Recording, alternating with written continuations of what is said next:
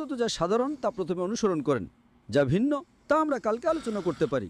যদি আপনার মা বলেন যে না না না এটা চার্চের শিক্ষা নয়, আপনাকে বাইবেল অনুসরণ করতে হবে, চার্চকে নয়। ঠিক সঠিক। বাইবেল খ্রিস্টান ধর্ম অনুযায়ী ঈশ্বরের বাণী, চার্চের কথা নয়।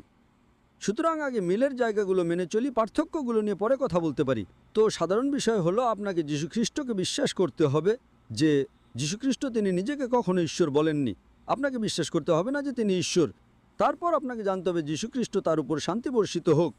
In the Gospel of John, chapter number 16, verse number 11 to 14.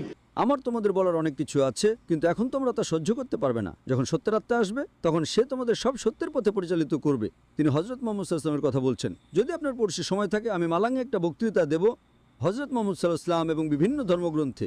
তো যদি আপনি এটা অনুসরণ করেন, আপনাকে হযরত মুহাম্মদ সাল্লাল্লাহু আলাইহি ওয়াসাল্লামকে বিশ্বাস করতে হবে, আপনার কোনো পছন্দ নেই।